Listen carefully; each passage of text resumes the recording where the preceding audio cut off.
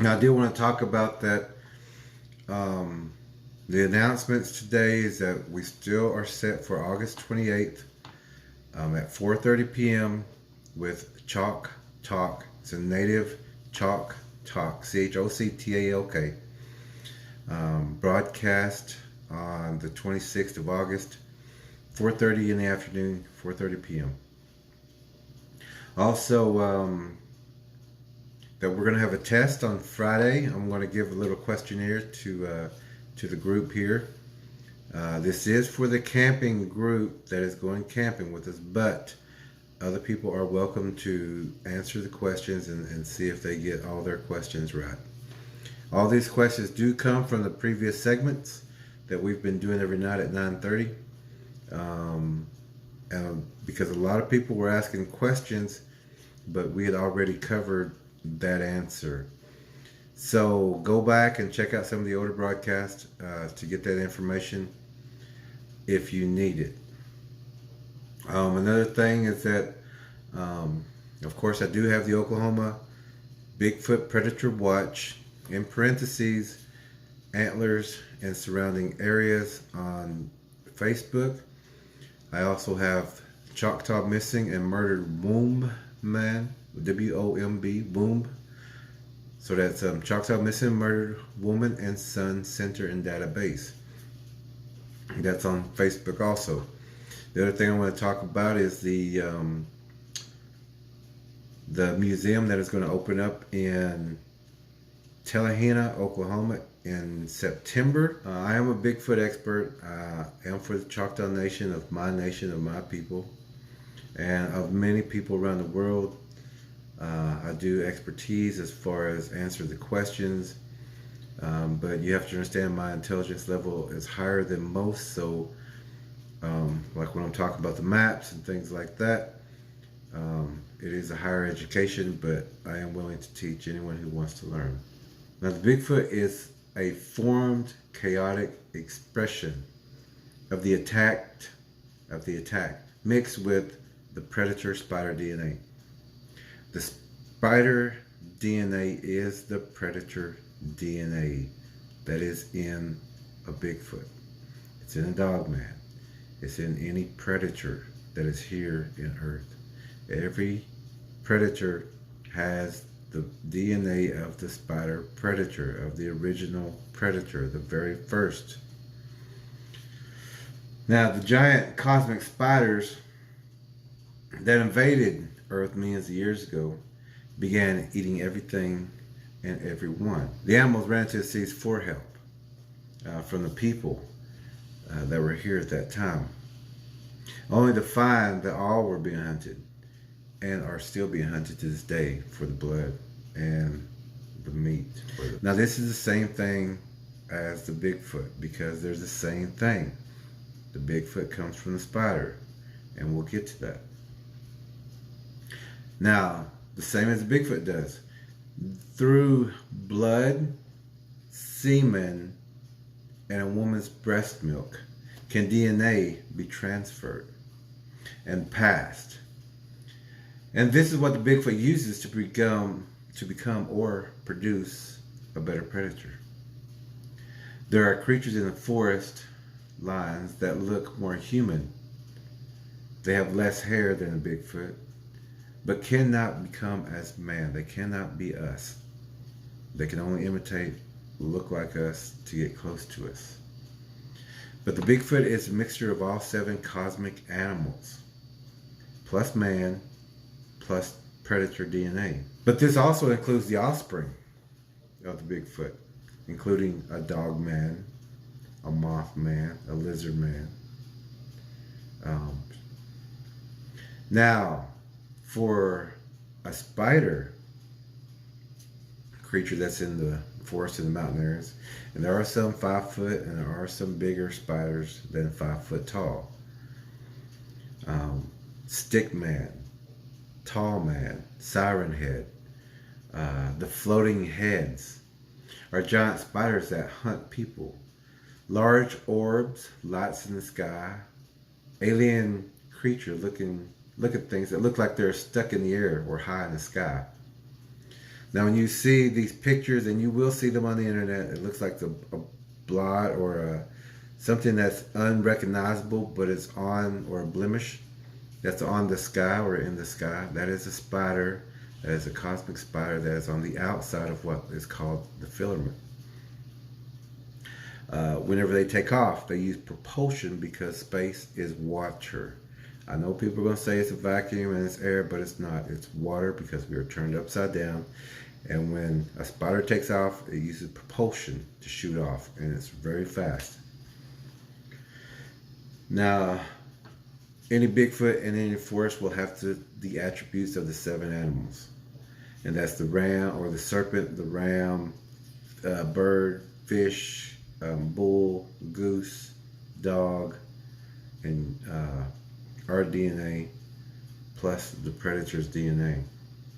So it'll be able to hang upside down. It'll be able to do whatever a ram can do. It can climb rocky mountains, no problem.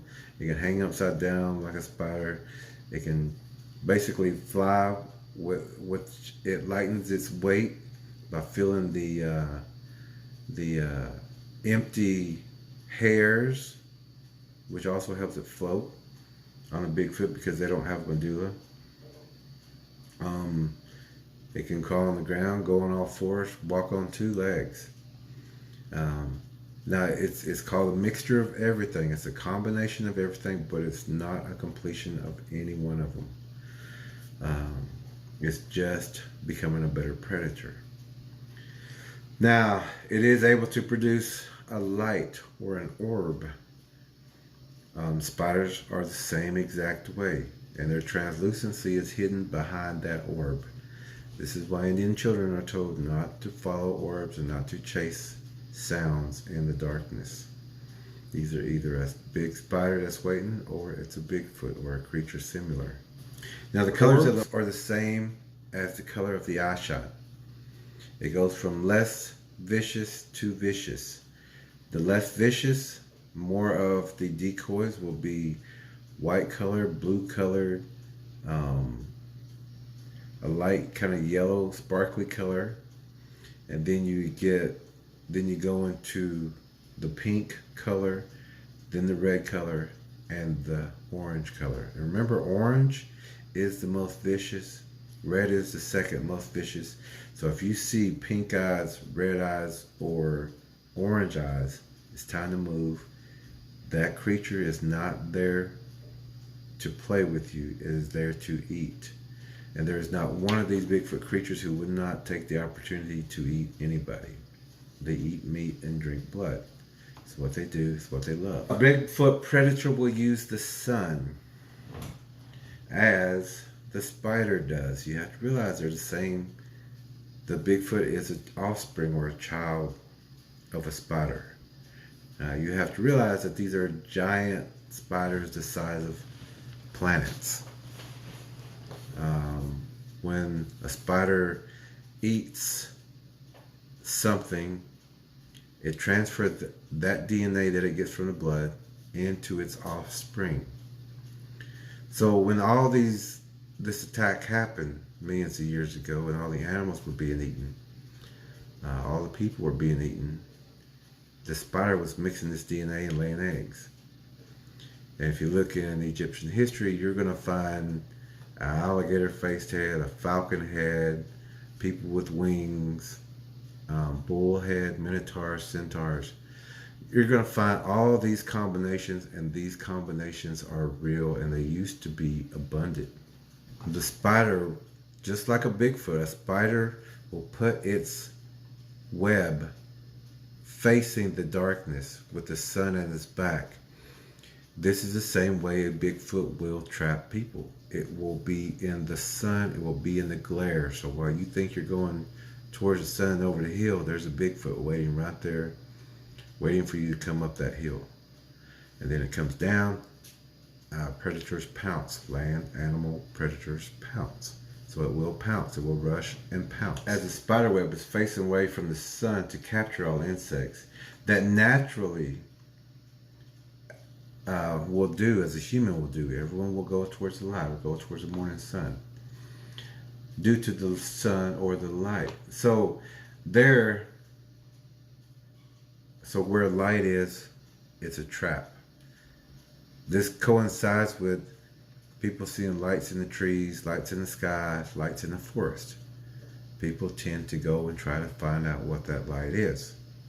It's a trap. Don't go out there, especially by yourself. Go out there during the day, fully armed. Now, hence the light at the end of the tunnel. The Bigfoot will do just like a spider will. It will push you into a trap. When you see the decoys, it wants you to run. Now, if you get too far over here, another Bigfoot will show up. It won't be the same one. They've already got their blocking areas set up. You're in a trap. So you think you're running to see it, you see another one, then you run, you see another one. You're actually being forced to go this way.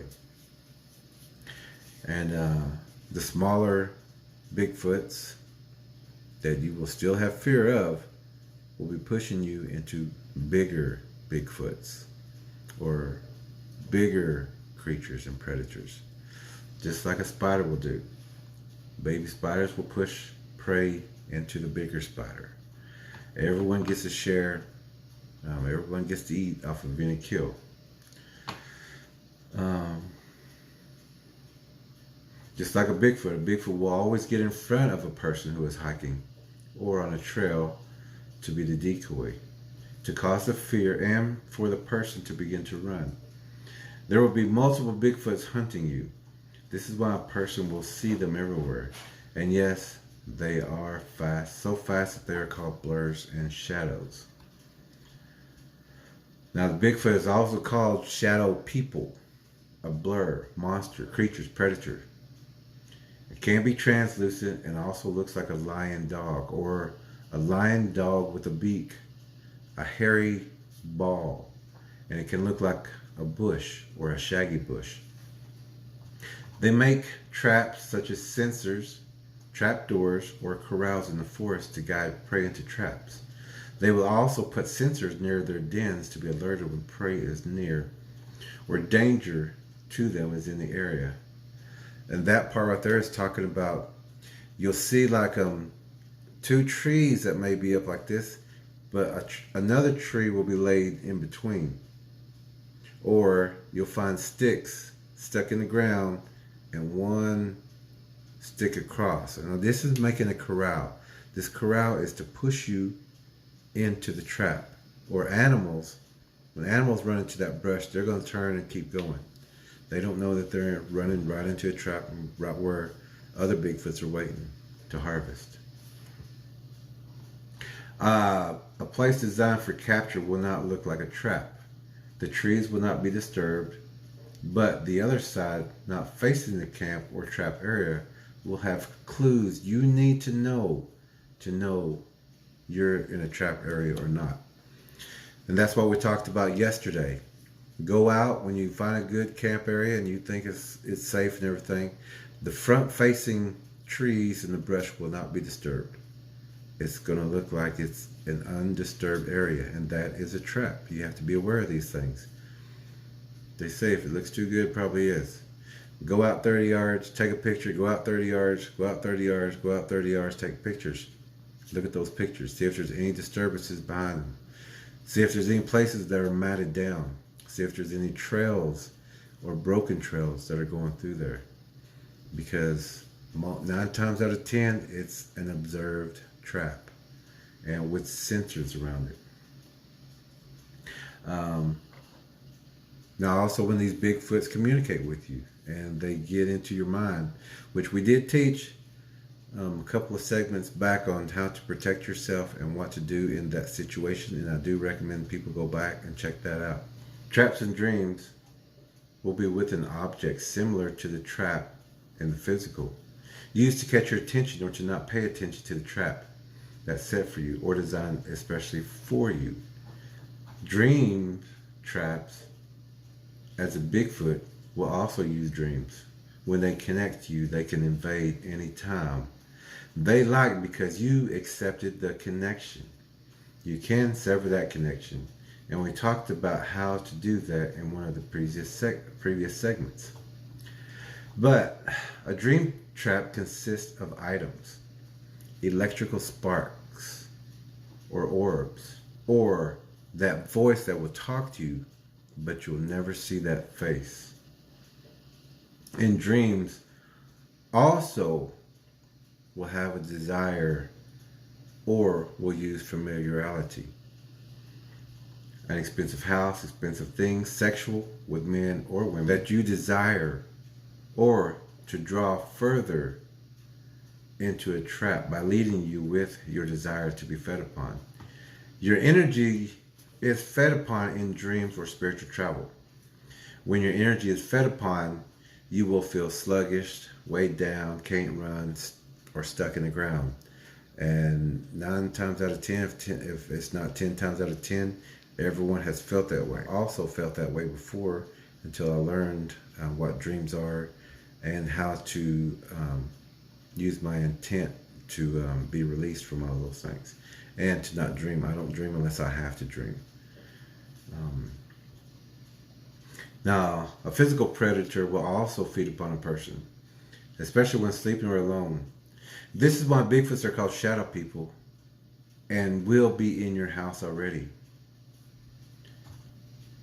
Now, people leave their house open, their doors open, their back door, their window, especially in the summertime, and Bigfoots come inside your house. Young Bigfoots come inside your house.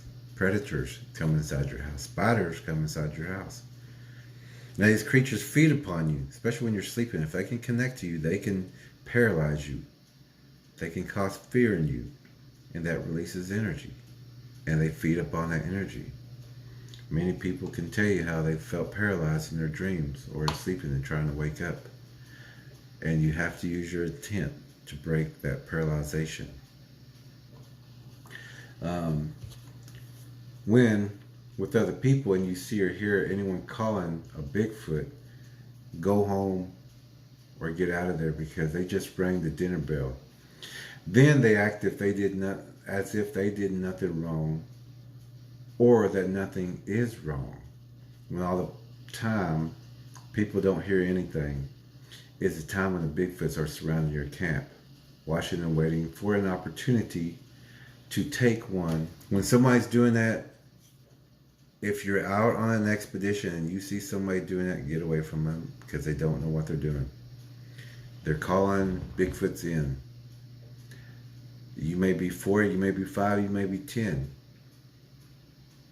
But if you are, they're going to match you. If not, they're going to try to bring more Bigfoots than you have people. And that's the easiest way to win, to outnumber you. Also, a Bigfoot can generate heat. There's water in the air. There's moisture in the air. When they generate heat, this causes a mist or a fog. The Bigfoots use mist and fog to hunt in. So if you're in an area and you're isolated and you don't think nothing's around, and then you see fog forming, maybe in the lower valley, but it's coming directly at you, Bigfoots are coming.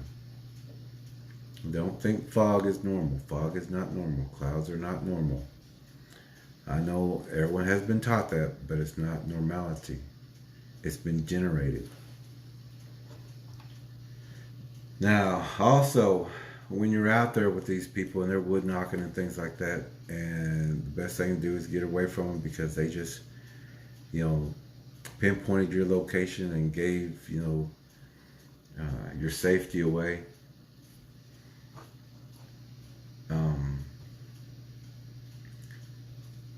Remember, no one's better than anybody, especially when you're out there. And you have to realize on an expedition, when you're out there with people, experienced or not, when an invasion or an attack happens, you are on your own. No one is going to fight for you or risk themselves for you. I always tell people to carry a weapon or their choice, because the people who are with me have their own weapons and I have mine. Now that part I'm talking about, you bring your own weapons to camp. Like I was talking earlier, I'm very happy when people show up with bows strapped to their back, knife on one side, pistol on the other, high power, weapon, all the protective gear that you can have, that you can travel lightly and quickly with. I don't say a word, because I'm going to be carrying my spear, my knife, my weapon, anything that I'm going to use for my protection. And that's also what I was talking about. You don't have to bring weapons to the camp. We're not going looking for Bigfoots. This is about a ceremony. But I'm going to have my weapons with me, because that is the way I go into the forest or the mountain terrains. People don't have to, take any weapon. You may just want to take a camera. That's fine. But if a situation happens, the weapons that I brought, I use for me. The weapons that someone else brought, they use their weapons for themselves. Don't expect not one of us to drop our weapon to go see if you're okay, whenever we stress that if something does happen, we all will have our own fight. We will go over individual and multi weapons training, hand signals, hand gestures.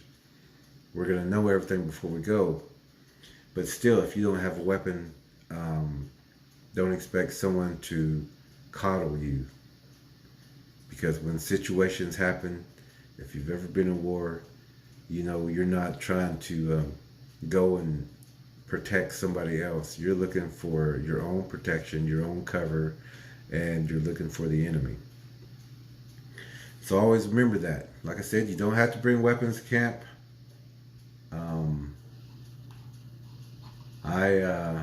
I welcome you to have your own weapons so that you can protect yourself. That's all I'm saying. Just protect yourself. Don't count on anybody to protect you. But we are going over all these things to avoid those situations.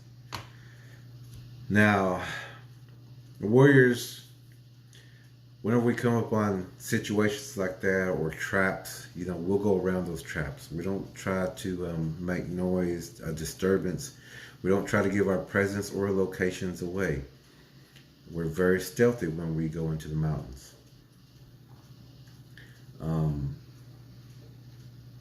Now I'm going to read this part. It says, this battle, the one I'm talking about, if a situation happens, if this battle comes to you, this battle can either be your very last battle, or it can be your very best battle.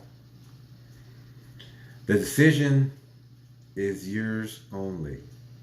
So if you go out into the forest without a weapon, don't expect nothing to happen, nor expect someone to defend you while under attack or being invaded. Each warrior, as I tell, each tracker, each warrior will have his or her own battle.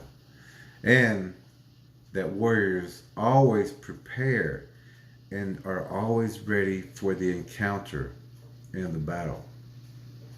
We as warriors view these predators, and it doesn't matter to us if it's 30 to 40 foot tall.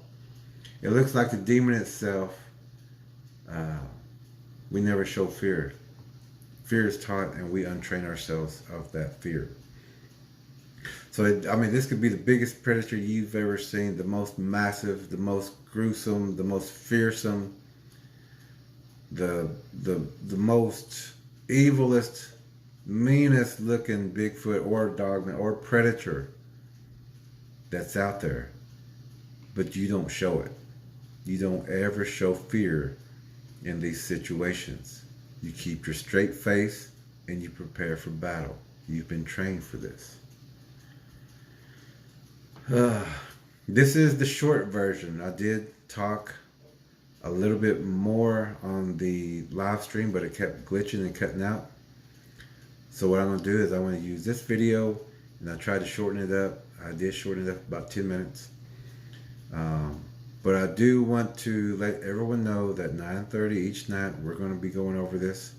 There's so much more that we've got to cover. The other channels that you watch will only give you more questions, even though they do have good stories.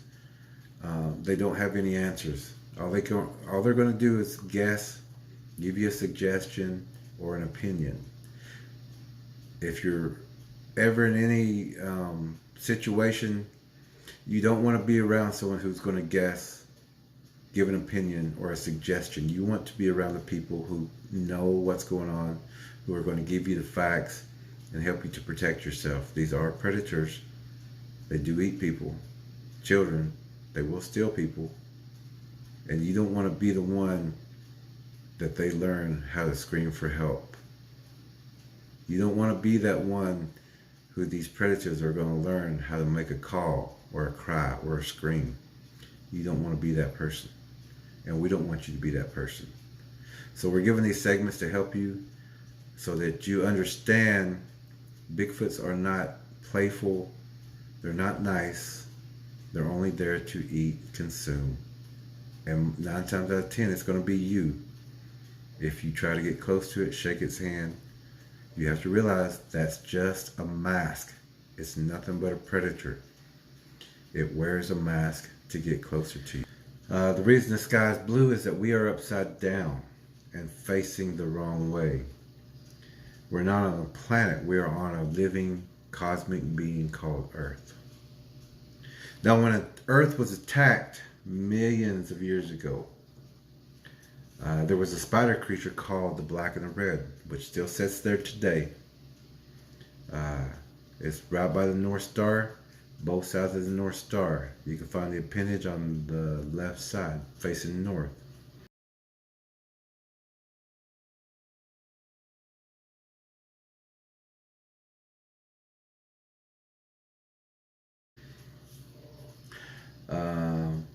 And that's the creature that's holding the earth in position right now. You'll find this also in the Aztec sunstone. You'll find that in the hieroglyph. It's the very first hieroglyph.